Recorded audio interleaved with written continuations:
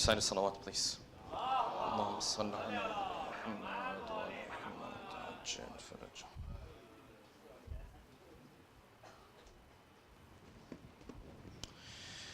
All right.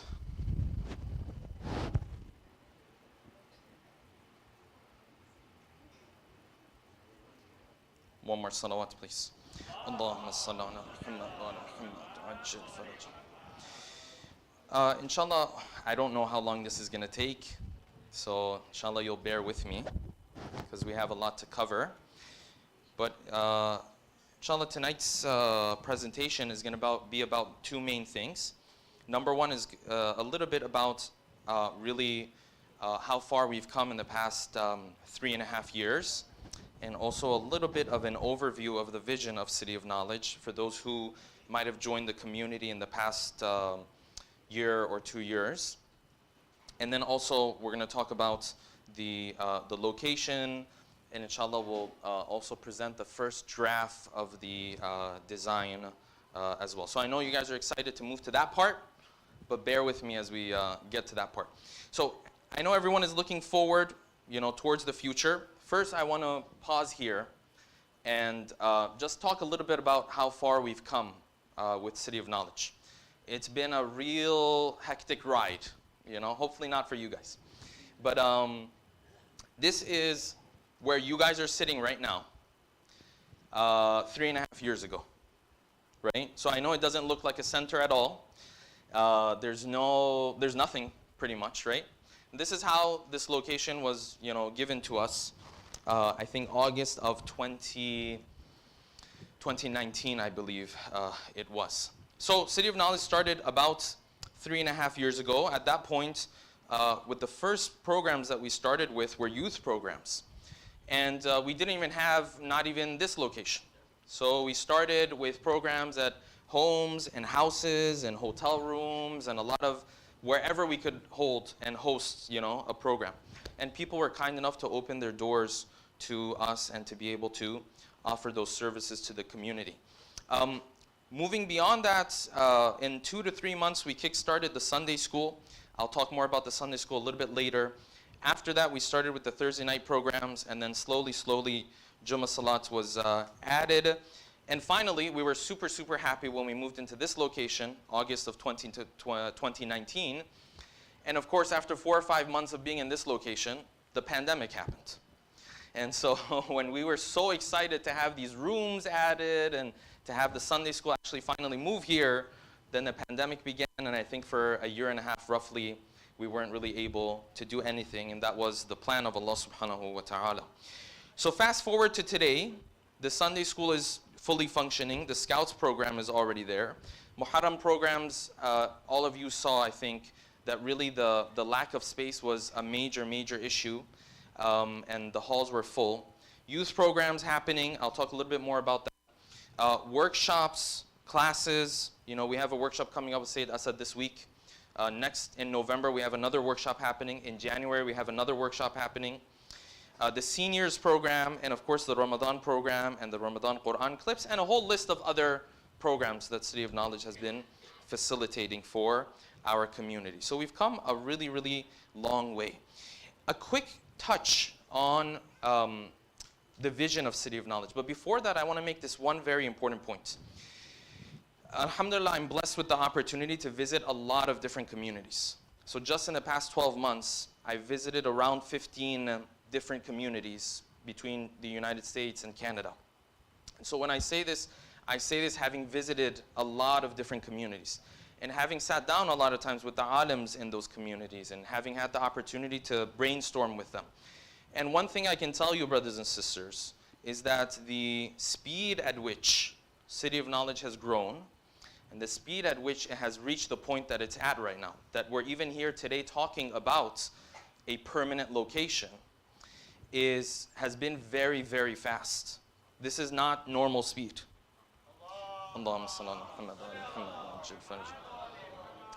Typically, a community will be in this position 7, 8 years into their time.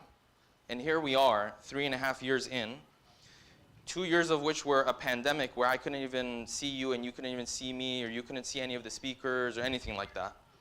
And we're talking about a proper, full-fledged location to be a home for City of Knowledge. So that's the first thing I want everyone, you can tilt it a little bit more. That's the same thing I was thinking, yeah. More. Yes. Iman is a bit shy. That's one thing to really, really remember. I've been to a lot of communities, and there are brothers and sisters who work very, very hard, right? But typically this discussion doesn't even come up in the first 3-4 years, right? So this is something really, really important to keep in mind. And we pray and we hope that inshallah moving forward, we continue to move with this speed, because the needs that we have in our community and the demand that's there in our community is a very, very serious demand. So we're way behind when it comes to the demand and the needs that we have in our community. Let's move on to the next slide. I just want to quickly touch on some of those items in the vision of City of Knowledge. Just for those who might have joined a little bit more recently. For those who remember, in the last presentation we had October of last year, I kind of touched on these and we went through all 5 of these different elements. So this should ring a bell for those who were here last October. But essentially, City of Knowledge was a community center, an Islamic center that came together with the idea of emphasizing these 5 main points. And so these 5 main points, I'm going to start explaining a little bit about each one of them. Again, I'm not going to cover the stuff we already covered in October. The presentation from last October is still up for those who might want to go back and take a look if you weren't in town or whatever the case might have been. But first of all, and one of the most important things for us, is that City of Knowledge is alim-led. It's led by alim, or I should say alims. Yes, and one of them is more important, and it's the one that's called himself Tayammum, or whatever he called himself. You'll forgive me, I'm just going to be a little bit frank here, you know, but I have to say this because it's a matter of credentials, and so I'll be a bit frank on this topic. This is a very important part of what makes City of Knowledge what it is. And that is that people are making decisions for the future and the direction of the community who actually have an expertise in Islam and what Islam wants from us, and in the beliefs of our school of thought. So between myself and Sheikh Amin, this is 25 years of Hawza studies that are building the credentials and are behind the scenes. You guys probably already know this. If you don't know this, I can tell you. There's no major decision I make without consulting Sheikh Amin on these topics, right? And that is because he's a huge asset for our community, number one. And number two, he comes with his own experience of having led this community for a number of years. A loud salawat for him, please. Allahumma salli ala Muhammad wa ala Muhammad. So that is the thought process behind the decisions that are made, number one. Number two, this Hawza experience, the resident alim experience, is not just not only that, but it's also a matter of alims who are born and raised in this part of the world. And I can't stress that enough. You know, I visit a lot of different communities, and youth will come up to me and they will ask me about different issues, right? And I might say, well, you already have someone, you know, in town. You should go and ask this person. And that person is amazing. He's a wonderful individual. But they may not be able to connect with him because he's not born and raised in this part of the world, right? They may not be able to share their struggles with this person. And this is something that maybe many of our communities don't know, but behind the scenes, most of my time actually is taken up by this, by sitting down with different families and different individuals who might be struggling with different issues. I struggle with a bunch of stuff, and so do our community members, right? And this is the stuff that never makes its way into a program or anything like that. But I want to assure you, number one, we have a severe need in our community for alims who are born and raised here and people can come and sit down with, number one. And number two, that is what takes a lot of time that happens behind the scenes.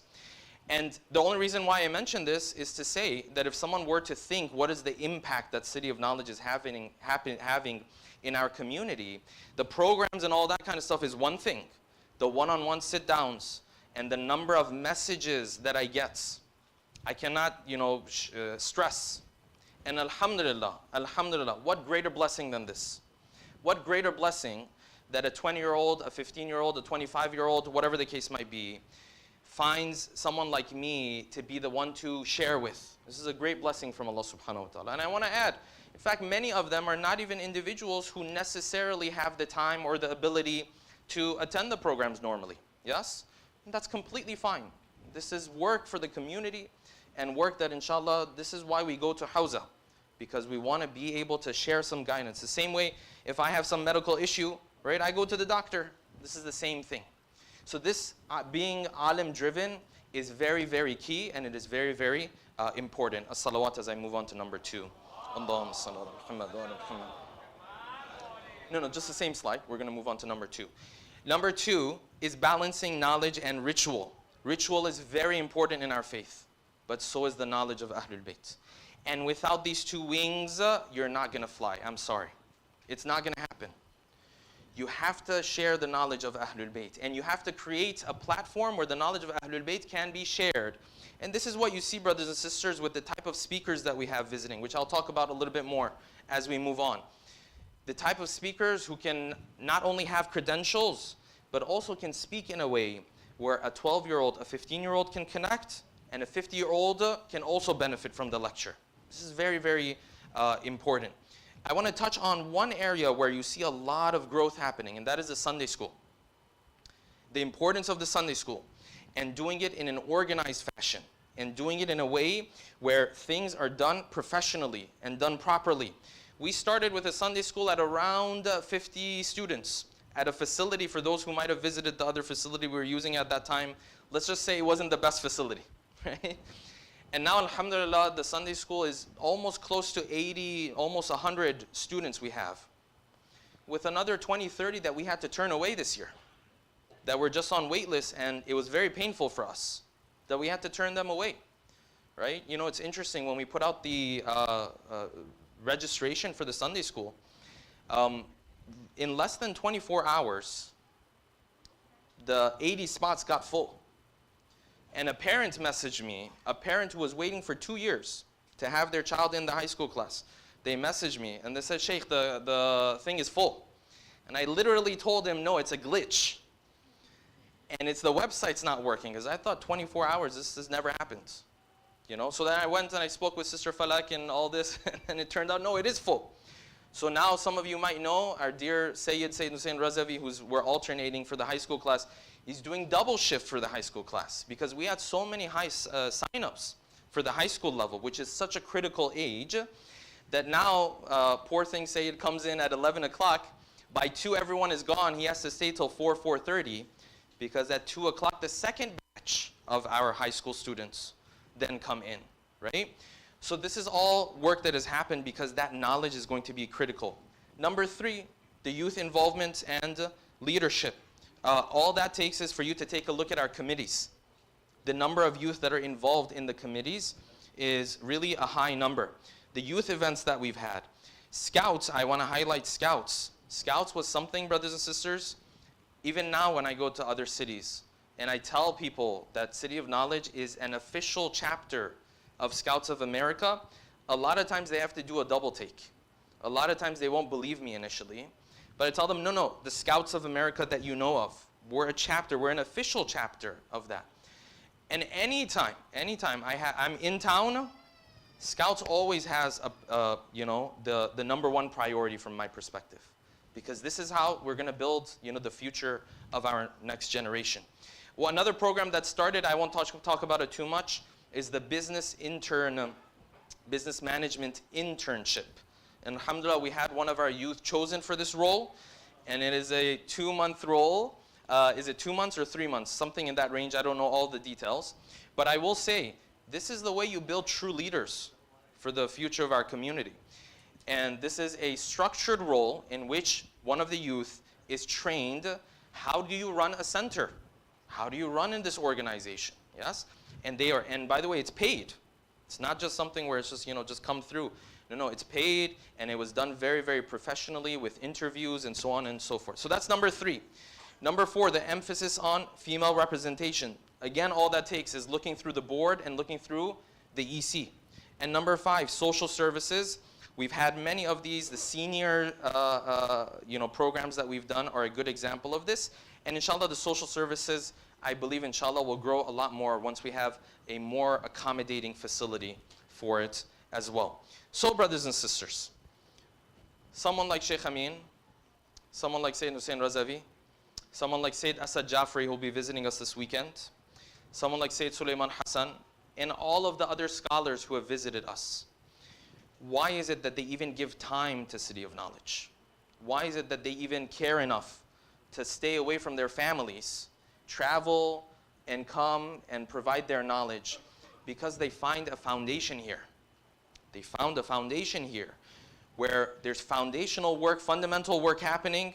So now this person knows, the speaker knows, that when he comes and he does his speech, he's doing it for a group of individuals who already have a foundation built around them.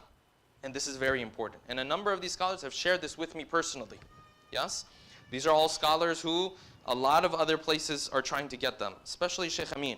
You think Sheikh Amin is in Dallas, he's the easiest one to get. It's the most difficult one to get. He is extremely difficult to book, right? This is part of the reason why Ramadans of the past, I don't know how many years, 4 years I think, or 3 years maybe, I've stayed personally in Dallas. Trust me, it's not because there aren't other communities to go and visit. It's because there's a foundation here already. And I can sit here and speak to people who know me and I know them. And I've built a trust with them. Yes, and I built a connection with them. So I can cater the talk to their particular needs.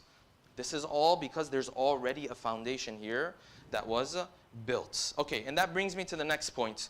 My role and also Sheikh Amin's role moving towards the future, simply because this was a question that was brought up a number of times, and so I have to clarify it. The question is Sheikh Mahdi and Sheikh Amin, are they planning to remain here in Dallas? As it relates to myself, what I can tell you is that that is, fortunately or unfortunately, I don't know if this is happy news for you or it's sad news for you. But fortunately or unfortunately, Dallas has kind of become home for me. There's not much I can... I saw some of the brothers are like, dang it. But anyways, so nobody can promise the future. Unpredictable things happen all the time. But in terms of plans, I don't have any other plans. This is the plan. The plan was to build an organization that can serve our community for generations to come. I do see City of Knowledge being that organization. And that's why we put so much effort into it and to get it to this point. And then, of course, more importantly, if you're wondering with regards to the tayammum, if you're wondering with regards to Sheikh Amin, he also, and I asked permission from him to share this, that Sheikh Amin also, he can't promise the future and unpredictable can happen and so on and so forth, but his plan also is to stay here in Dallas for long term, inshallah. Recite a salawat, please. And I'm only pointing that out because these were questions that I had received in this regard. And on a third note, I don't know about Sayyid Hussein's plans, but he's going to stay here, inshallah. Another salawat, please. Allahumma. Is that right, Sayyid? Inshallah, inshallah. All right, so now let's switch over to the permanent location and the land and so on and so forth. So we can stay here. I'll let you know when we can flip over. Yeah, you can keep it. Zunair is too excited. I don't blame him. So a little bit of sharing a little bit of the development that took place. So of course, last October when I was here, we talked about the land off of Carrollton Parkway and 121. And that was a land that we were heavily looking towards to make it happen. In a lot of ways, it had a lot of pros going for it. It had a lot of pluses going for it, and I shared a lot of that in the presentation. We did our due diligence. I want to emphasize this. We did our due diligence before doing the presentation for the community last October. But as you're aware, with anyone who has done any type of work with construction, as you go step by step, there are more requirements and more details that are added, many of which you do not know until you present your plan to the city and the city takes a look at it and so on and so forth.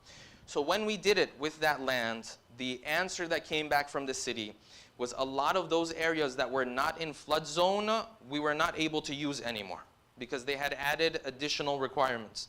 The flood lane, for example, took up a lot of that area that was supposed to be outside of flood zone that we were planning to do the building in. And the city came back and said, well, that's not doable because this place has to be the fire lane. So the flood zone problem became a serious problem, even though before it we had done our due diligence. We had hired a pretty expensive, actually, civil engineer firm who specializes in flood zones to do the study.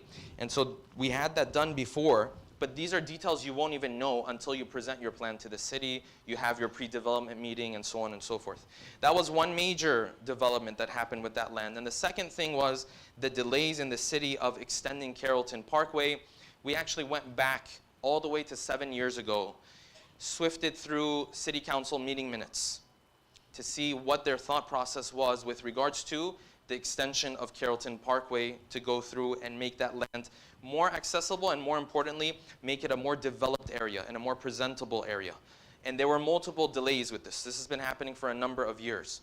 So for these two main reasons, this was part of the reason why we shifted our focus over to another piece of land. Could this land have served something for us in the short term? Yes, but see, brothers and sisters, we're not planning for the short term. I don't want to go through this process again in 5 years when our community is bigger, we have more members, you know, so on and so forth. So could we have built something very small in that land and made it work? Yes, but that's not what we're planning for. We have to have a master plan for the next 20 years of our community, because before you know it, there's going to be a bunch of families here, and every time I go to Houston, I see this very clearly. There's 50 more families all of a sudden, yes? So that's why we shifted our focus to another piece of land. So we had two options. One of them was to buy another piece of land, buy another 6 acres somewhere. The problem with this was the price tag. And the price tag was quite heavy. So we're talking $4.5 million. If someone has $4.5 million sitting around, let me know. Because we can definitely make that happen. But unfortunately, that wouldn't really be the wisest way of using the funds that we would be able to collect from the community, if we would even be able to collect that much from the community, just to buy the land for City of Knowledge. So, alhamdulillah, the brothers in Wisdom Academy were kind enough to allow City of Knowledge to use their 6-acre land that was also donated to them by a generous family, to use their 6-acre land for this project. So as of right now, we've completely turned our focus to that land, and we are working heavily on that land. And what I can say is that that piece of land has certain pros that I'm going to talk about momentarily. If we can switch over to the next one. Same one. Next one. Yeah, so this is the piece of land. It is 6 acres. This is the address that's up there. 1020 Crowley Drive. And essentially where it's going to fall is what I call the intersection of 121 and 35 in George Bush. So when you get off of 121, less than a minute away is where this land is. For those wondering, this is a 5-minute difference from where the previous land was. I've driven this path a couple times just to make sure myself. It's 5-minute difference. It's not a 15, 20-minute difference. And what we also did was to take a look. First of all, it's at a great area, a great neighborhood. The area is actually full of masjids. It's all full of churches. There's a Jamaat Khana there. It's a place where a lot of these nonprofit organizations already exist. We ran the numbers to make sure that this was something that would be close to where our current members are. So when we ran our current members, and this might surprise you a little bit, but when we ran the addresses for our current members, we found a fourth of them to be on the east. This is, you know, when you continue down George Bush, certain areas of Plano, Murphy. A fourth of them to be in Carrollton, Louisville. I have the exact numbers here, but I'm just giving you rough estimates.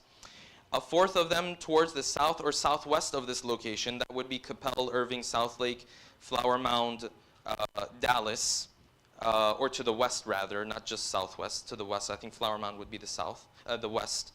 And then a fourth to be in Frisco, Little Elm, McKinney, Allen, and Prosper.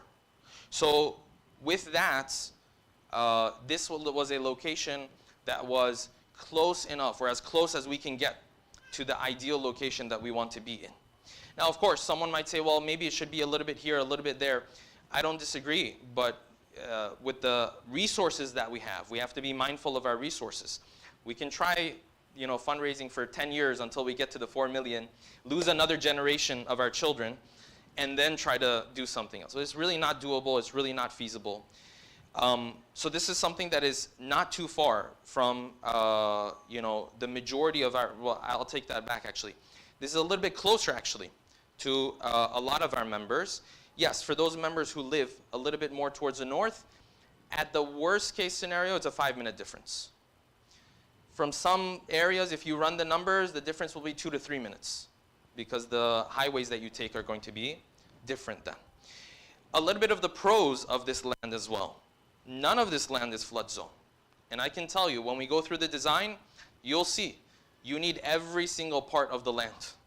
Because 6 acres might seem like a lot, but when you actually add in everything that we want to be able to do there, it's not like, it's not like you just have extra land. You need every piece of land. So alhamdulillah, this piece of land has 0 flood zone. In a lot of ways, it has a little bit extra of land because the previous land had a creek running through the middle of it. I don't know if you guys remember when I put it up here last October. It has a creek running through it, and because of that, maybe a good acre of the land we weren't even able to use. I pointed this out in the last October presentation as well. And also, because you won't have to deal with FEMA anymore and the flood zone, the timeline that you're going to have is also going to be a little bit faster as well. I'll talk about timeline. So this is the plan, inshallah. The one thing I want to mention, however, is that, again, construction is construction. So first of all, delays can happen. Secondly, nothing is for sure until the actual building is there and you're praying over there. No one can promise anything when it comes to construction. This is just the nature of it, right? So I don't want to stand here and promise something to the community. No, there's an asterisk, whatever that thing is, beside this plan. It looks like a great plan. Inshallah, we believe it'll go through, but no one can tell us the future 110%. So inshallah, we're going to do our hard work to see what happens. Inshallah, with our due diligence, with your hard work, hopefully it can become a reality. All right, the next question I want to address with regards to this piece of land.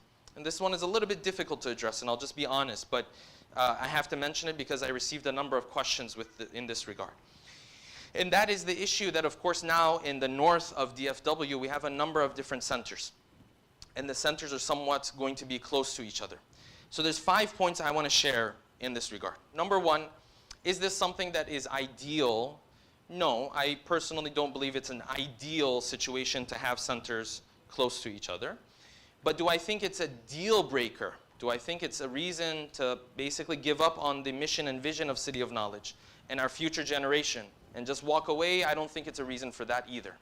So I don't think it's ideal, but as I'll continue, you'll see why I don't think it's going to be such a big problem for our community after all. Number two, as I already mentioned, our options are very limited. You're looking for 6 acres of land and something that is within your price range, that either someone has been generous enough to donate, or the price range is a price range that you can buy. And I can assure you, we looked at a lot of different pieces of land. Anything under 3.7 is not there if you're looking at that size, okay? So our options, you have to be completely aware of the options that we had. Number three,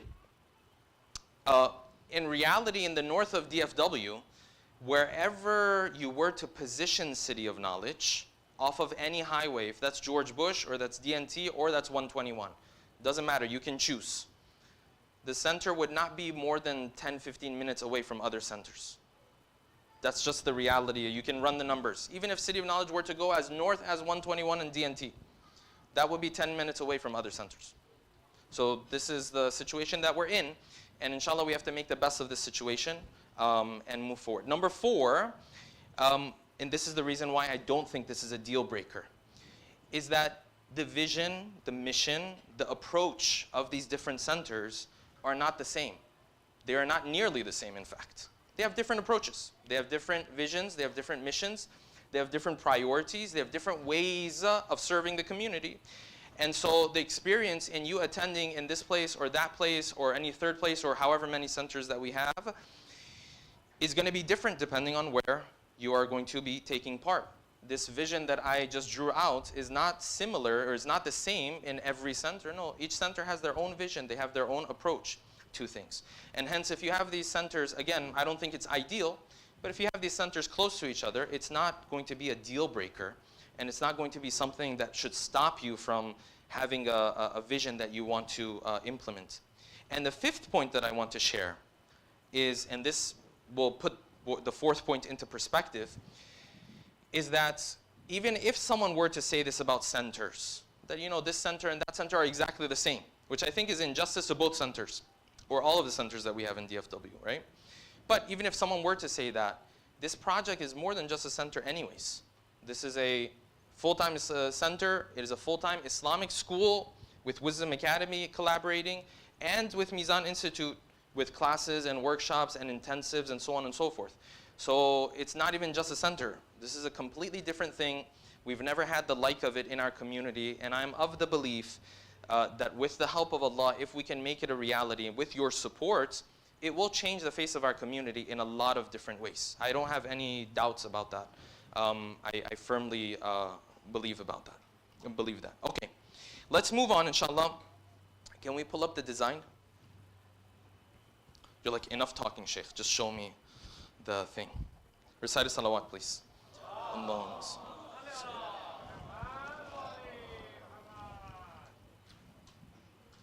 Yeah, if you can I zoom in on this? Oh, wow. And then I scroll like this. All right. Landscape, flip it landscape. No, I think it's fine. This is the orientation. It's fine, it's fine. Yeah, it's fine. Also, if people are asking online to zoom the camera out so that they can see this slideshow. That's okay. That's fine. Okay. So before I get to the design, I just want to share one point. There was a lot of different communities we visited to learn from their experiences in putting together the design for the center. Two in particular that we got a full tour of with all the details and all the information. One was IEC in Houston that has a very similar model of a school and a masjid and so on and so forth. And the second one was JCC in Toronto. And so these were not just visiting these places. There was a full tour of the whole thing. Some of the places were kind enough to even offer their drawings of the whole building and so on and so forth.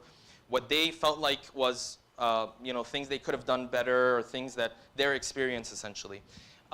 There's a number of other places too, but these are the two bigger ones that I think our model is going to be somewhat similar to. Inshallah, if there are questions, I'll get to the questions at the end, inshallah. So we're going to move on. Of course, the architect for the design is someone who has an extensive resume of designing masjids here in Dallas as well as schools, because this project is a mixture of both of those. And of course, I want to be clear that when we say Mizan Institute, Wisdom Academy, City of Knowledge, it does not mean that the boards of these organizations are merging. That is not happening. What is happening is a collaboration in terms of using the same campus, so to speak, and the same complex, and the same building. Otherwise, the boards are going to be separate, and they're going to have autonomy in how they make decisions, and so on and so forth. But the designer has had extensive, has a long resume. Just for some reference, Islamic Center of Irving is one of those centers that he's designed, which is a school, a masjid. I don't know how many have been able to visit. BHA, Brighter Horizons Academy, is another example that he has visited. And this design that you find here, we also have a third-party consultant who is kind of doing the fine comb, taking a look at the design as well, to let us know also about the operational costs and what things we can keep in mind so we can be mindful of the operational costs. Operational costs we'll talk about a little bit later, but I just wanted to mention that. And then the third point is this is the first draft of the design.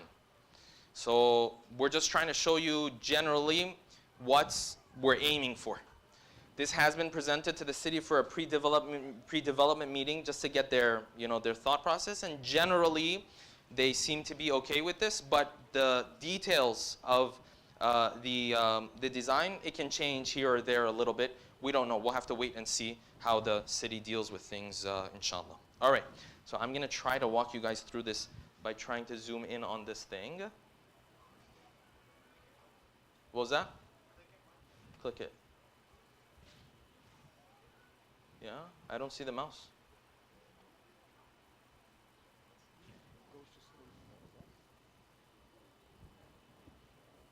Okay, there we go.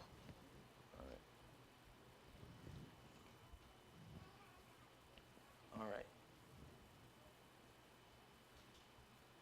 Okay, I don't know if you guys can see this. There we go. All right, so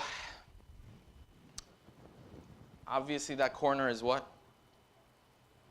The corner. That's going to be the direction of Qibla. I thought you guys were used to pray and all that kind of stuff. So this is going to be the direction of Qibla. And as you enter, the entrance is towards the northwest of that corner. When you enter, essentially the parking is all the way around the facility. And you can park on either side, and you have two separate entrances. So these are, typically we might call them brothers and sisters entrances, but they're going to be open regardless either way. And so you will enter from each of those entrances. And I'm going to start from this side, from the sister side. So obviously you have the bathrooms, you have the shoe area. As you enter inside, this is the Ashur Khana. And as you move forward, you're going to have the what's says the sanctuary. That's mainly the prayer hall, essentially. So to put this prayer hall is at about 6,000 square feet. So to put that into perspective, that's essentially twice the size of the hall you're sitting in right now, not including all the rooms and the bathrooms and all of that kind of stuff. So just the carpeted area is around 3,000 square feet where we're sitting right now, a little bit over actually. So this is going to be 6,000 square feet roughly. There is an option of the dome. So I don't know whoever's a fan of a dome or not a fan of a dome. And as you see, there are dividers that are built in. These are the type of dividers that go all the way to the ceiling and they roll through. And the thought process there was to be able to divide the hall for different activities. And also if we wanted to keep for, plan for heating and cooling and all of that kind of stuff, that you could close off a particular area of the hall, use that most of the time, and then at other times open up the hall and use the whole 6,000 square feet. I'm going to switch over to the brother's side. That's going to be that side. Again, you have the Ashur Khana all the way over there, the AV room, the shoe area, the bathroom. You have two beautiful lobbies that are designed. And all the way at the left, you'll find two offices as well as a security room that can be used for different functions. Behind the masjid or the prayer room is going to be the seniors lounge. So of course, as we grow and we go through our different phases, we're going to be using this hall for a lot of different things.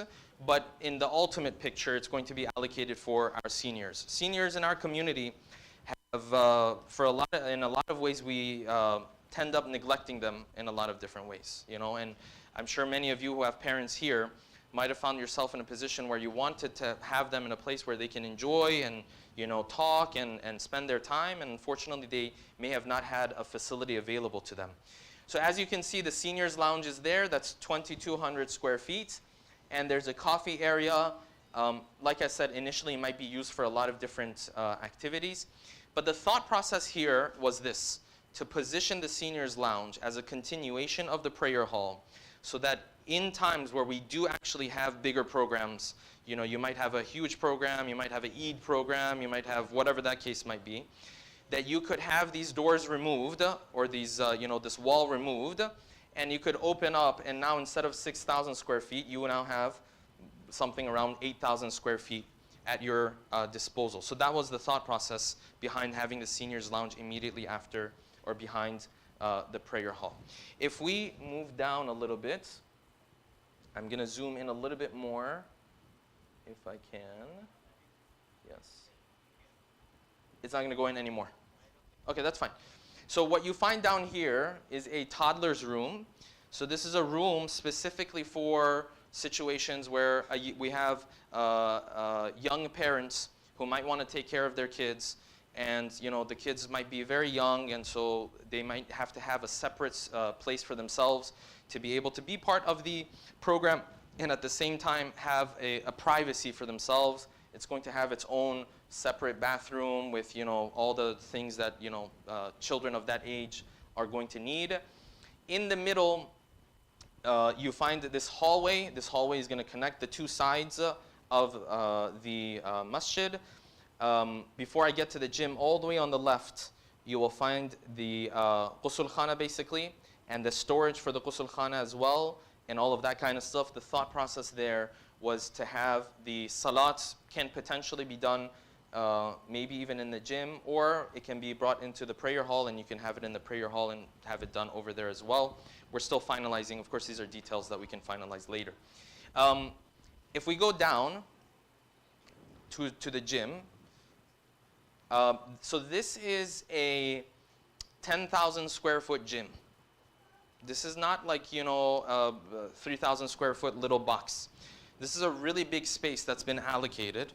And of course, when will we be able to build it and all that kind of stuff is a separate thing. But this is the dream. This is, you build it into your master plan so that, whenever you're able to have it, then you can go ahead and do it. So you can have official games happen here. You can have official high school games happening here. And this is already happening in Houston with the school and whatnot. So that is what we are also anticipating. There's room for bleachers. And so the architect has been quite generous in terms of allocating space around the gym, because this is one of the things that the brothers in Houston highlighted with regards to their design. The first thing that they mentioned was the gym. There was not enough room allocated to it, and it's become very difficult for them in a lot of different ways.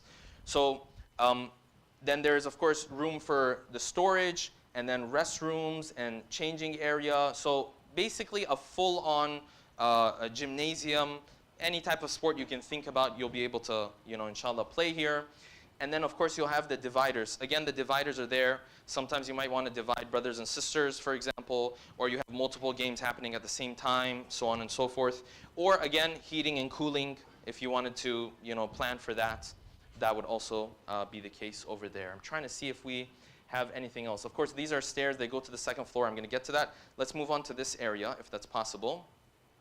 Okay, so this is, can you zoom out just a little bit? This is the playground area. So just to put into perspective, this is 5,000 square feet. I wish I had 5,000 square feet to play around when I was younger.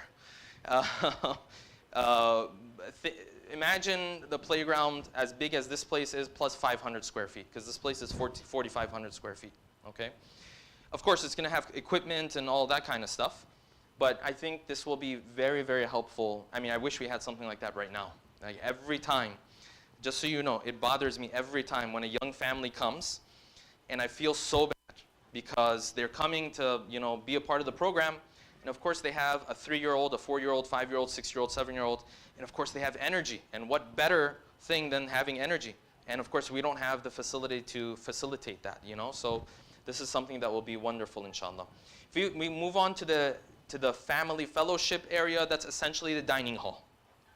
And so the dining hall, you flipped all of our plans all of a sudden. The dining hall is going to have, this is also going to be around 6,000 square feet, but it's designed in an area of the building and in such a way that it could be rented out separately for different events that different community members might want to rent out the hall as well. There's a separate bridal room and so on and so forth. And of course the kitchen is built behind it to serve to these 3 areas. And again, the idea of the dividers there for the same purposes that I discussed before, so I won't go into detail. If we can zoom out quite a bit, the blue that you see essentially is the school portion. And so this is, of course, just the first floor, by the way. I'm going to move on to the second floor. But the blue that you see is the school area. And inshallah, it'll be able to accommodate K through 12, starting from toddlers all the way to the high school age group. of course, the first floor is going to be the younger kids, and then of course the second floor will be for the older kids. So when families come in, you're going to enter from that side, come all the way over, and then the drop-off is going to happen here, and you're going to exit from that second exit. Can you zoom out totally and move up, move up? Yeah, so if you can see all the way at the top left, you see that would be the entrance. You would come in, you would go around, especially for the queue, for the morning, for the schools, or maybe even for our Sunday school, for example. And then you're going to exit out through the other exit, essentially. Let's go to the next page of the same one. That will give you the second floor.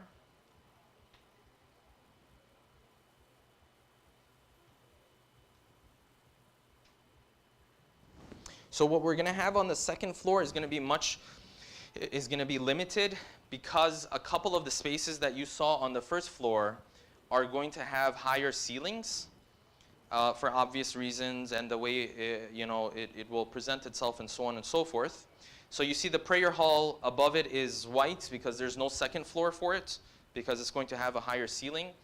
And then of course, again, I wish I had this when I was growing up. This is a 4,000 square foot youth lounge. So if you want to put that into perspective, again, imagine something like this, but just for our youth. So you can have brothers and sisters youth come together on the same night. One side would be for brothers, one side would be for sisters, with all the Islamic, regulations that we'll have to keep in mind. But it has the capacity to host those types of events. These are break rooms and storage for furniture and restrooms and all of that kind of stuff, because of course the youth lounge will naturally have games in it. The youth lounge is naturally going to have some furniture, lounge type furniture in it, and so on and so forth.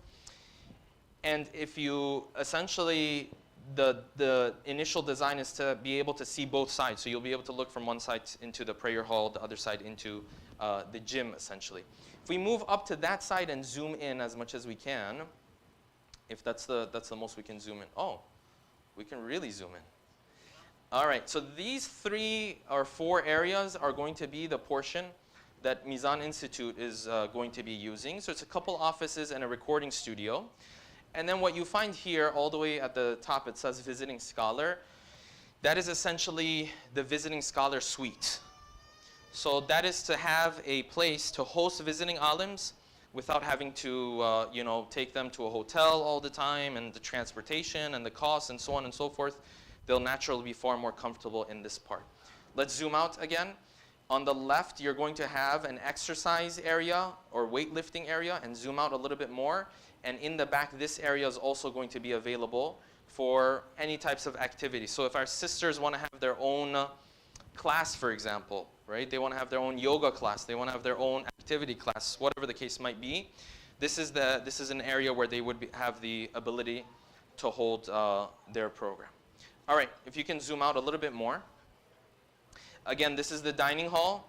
Because the ceiling is high, it doesn't have a second floor, and of course the second floor of the school. So what I'm going to move on to now,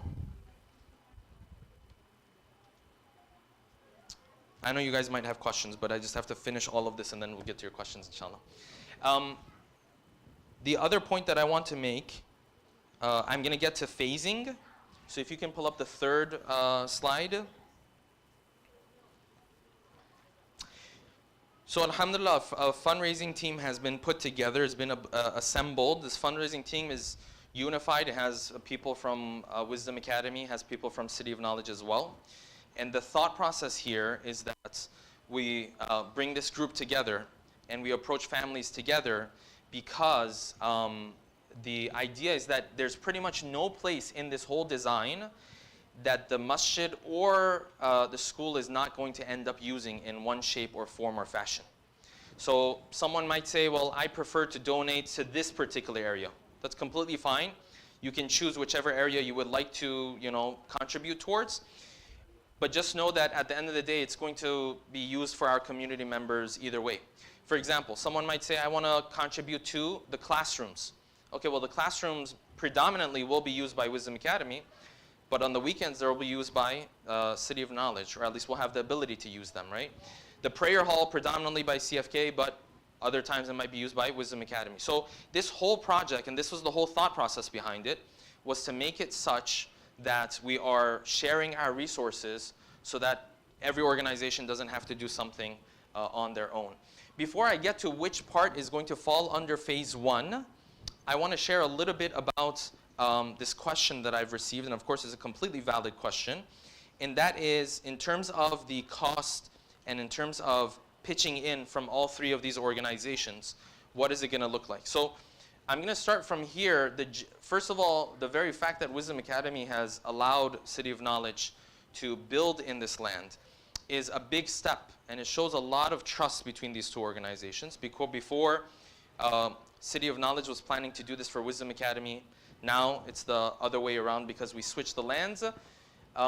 That in and of itself, I mean, this land is a $2 million land that's being put at the disposal of City of Knowledge to build on it without any cost. So that in and of itself is a big, big contribution from Wisdom Academy.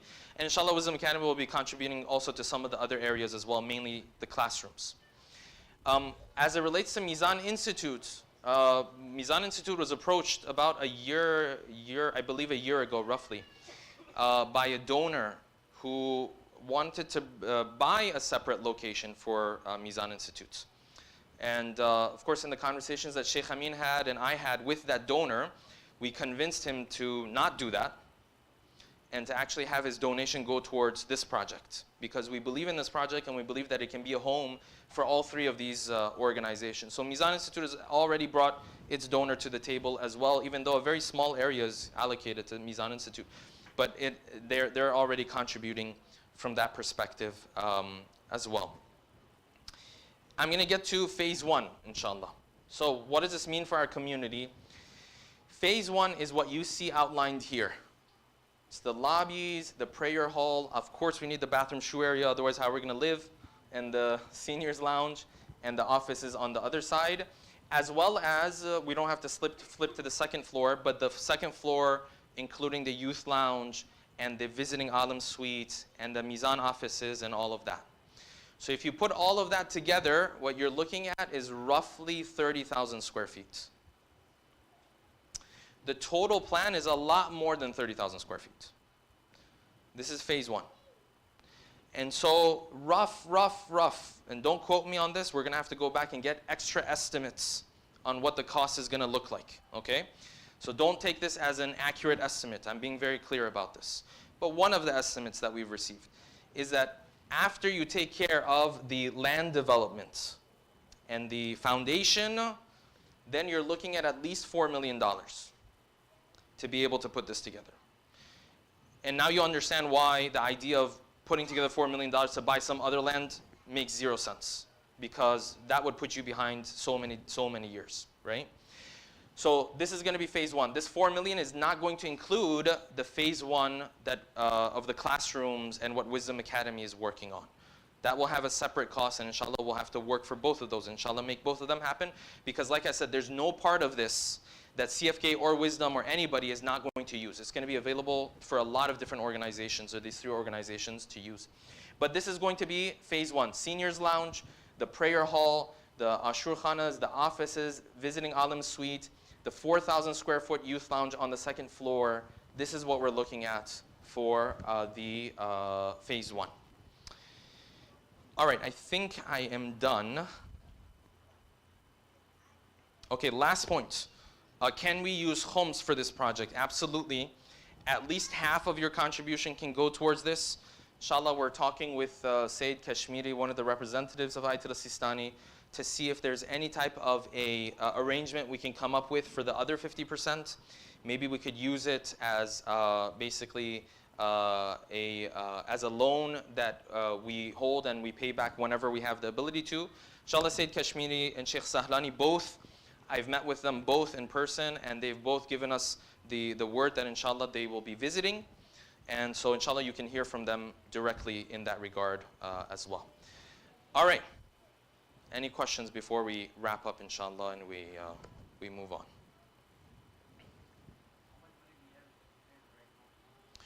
Very good question. The question was, how much money do we have right now?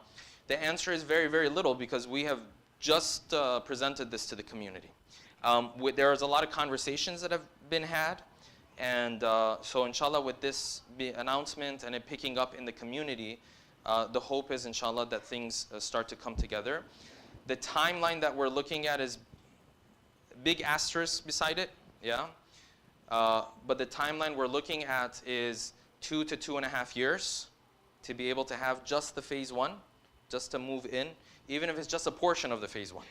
Because the sooner we get out of this place and we stop paying $8,000 in rent every month is a big blessing. So we're not taking our time. We need to move quickly.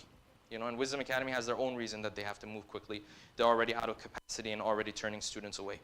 So, so to answer your question, very little right now, but there are conversations that are being had. Yes? How much what? Community commitment? There are some commitments, but if you give me permission, inshallah, in the next update that we have, we'll go through the numbers, how we plan to tackle this 4.5 million, what people have already pledged for, and so on and so forth. So I don't want to go into that right now. Yes. Yes.